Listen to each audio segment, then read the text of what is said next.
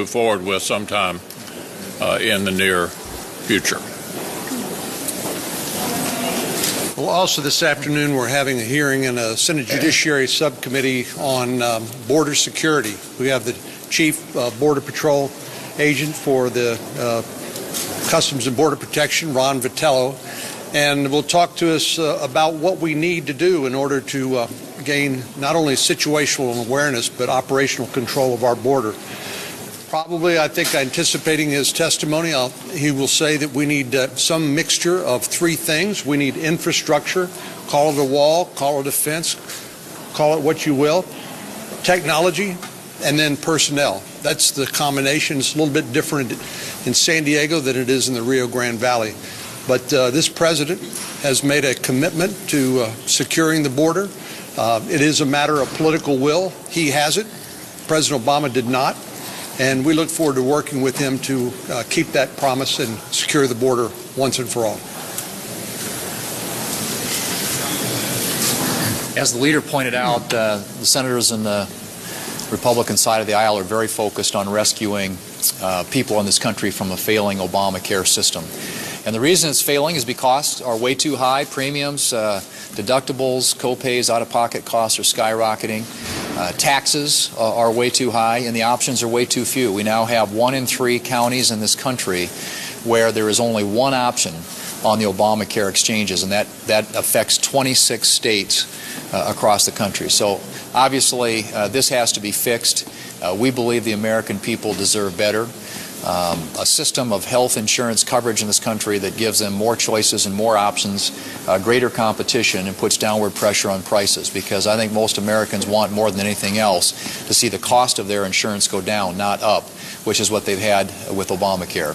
So that's something that as we work through this process, and it is something that's entailing right now an intense amount of focus from our conference. At the end of this, we hope we'll get a result that will be better for the American people and bring that cost curve down in a direction that will improve their lives and make it less expensive for them to cover their families.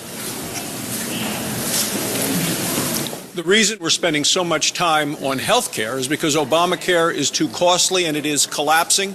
Insurance companies continue to pull out around the country, so people have few choices. And for those people who do have choices, they're noticing that the costs continue to go up in spite of the fact.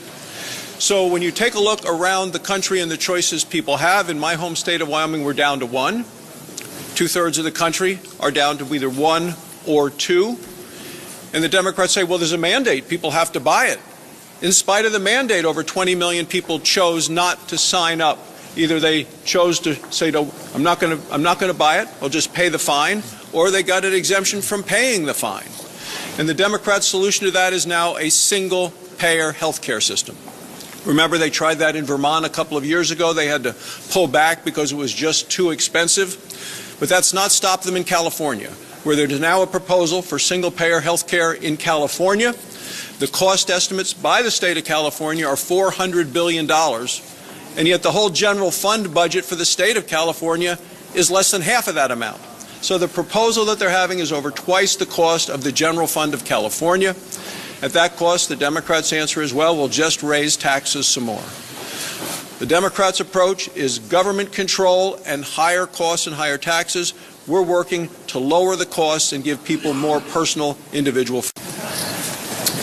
So our members are going to the floor every week talking about who is talking to them and what we're hearing from people we work for. Just a couple of stories. Holly in southeast Missouri lost her insurance policy because that company dropped out of the system. She's a cancer survivor, and none of the 4 doctors that she's had over the last several years are available to her under the policy she can get now. If you've survived cancer and you've got doctors you trust, not being able to get an insurance policy that lets you go to any of those doctors is truly a crisis. Ken in Kansas City, Missouri, lost the policy he had, dropped out of the exchange in 2015, so he got a new policy. It dropped out of that company dropped out of the exchange in January of 2017. So in that 3-year period of time, he's now dealing with 3 different insurance companies who all each had a higher deductible than Ken had before. That's what people are facing all over the country. That's why this system has to be changed, and it has to be changed in a way that makes sense for people who want to have more choices and more access than they have now. I just want to continue the theme that Roy started with. A business owner from Aurora, Colorado, said that as a business owner, they pay their own insurance and Obamacare is not working for them. Last year, their premium went up 20% for less insurance with a higher deductible and less coverage. This past year, they just got a cancellation notice that their insurance plan will no longer be offered and that they have to start looking for a new plan. In Lafayette, Colorado, a father wrote to my office talking about a bronze HSA plan that covered himself, his wife, and his 2 daughters. They just received a renewal notice from the insurer that informed them that their premium for 2017 would increase by nearly 40%. They end it with, "This is unconscionable. The ACA needs to be repealed immediately."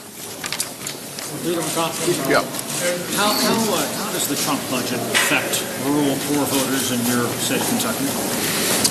Well, how the rural voters react to all of this health care depends upon what we craft. I'm talking about the budget. Oh, the budget? The budget. Well, look, the president's budget, as we all know, is a recommendation. Every president since I've been here, and that covers a good period of time, has made a recommendation, and then we decide what we're going to do with those recommendations. So we'll be taking into account what the president's recommending, but it will not be determinative in every respect. That doesn't sound like a ringing endorsement of this document that was sent here. Well, I didn't engage in a ringing endorsement of President Bush's budgets either. I mean, these are all recommendations. You all may recall that from time to time we've voted on president's budgets, and members of the party of the president, I know this happened during the Obama administration, the Democrats voted against President Obama's budget. So it's a recommendation. We'll take these things into consideration and we'll move forward. What I do like about it is it clearly focuses on increasing defense spending, which we know is absolutely critical given the threats that we face. There's no pattern of the president trying to interfere in some way with ongoing investigations. Apparently told James Comey that he should drop his own investigation, and now the courts have been urging his intelligence to downplay the issue of collusion. Does this concern you in any way? Well, as all of you know, this investigation is going to be handled by 2 entities, the special counsel and the Senate Intelligence Committee, and I'm confident that both of them will handle it well. Leader McConnell, back to the budget for a second. You mentioned Medicaid at the top of your remarks. On that point specifically, the president's budget would make deep cuts to Medicaid. Is that something Republicans in Congress want? Well, as I said before, the president's made his recommendations. We're in the process right now of deciding what we think ought to be done with Medicaid. We had the head of CMS up here just a few minutes ago talking about this, and that's why we've been having 3 meetings a week to determine exactly what kind of health care repeal and replacement we're going to have up for a vote here in the Senate. Leader McConnell, you can't pass a budget while the health care debate is going on, but yet you want to move the appropriations bill. So what are we going to use to set the top line numbers? Will it be the PCA cap? Well, we'll have to negotiate the top line with Senate Democrats. We know that. They will not be irrelevant in the process. And at some point here in the near future. Senator McConnell, one of your Republican colleagues complained that you're only talking to Republicans, not holding hearings on health care, and doing this behind closed doors. How do you respond to that? Well, of course not. The Democrats are not interested in fixing this problem. They've made it very, very clear they have no interest whatsoever in fixing. Colleagues have already explained what the status quo represents: higher premiums, higher co-payments, higher deductibles, lack of choices. Because they don't want to discuss getting something better. So we're not going to waste our time talking to people who have no interest in fixing the problem. Thank you.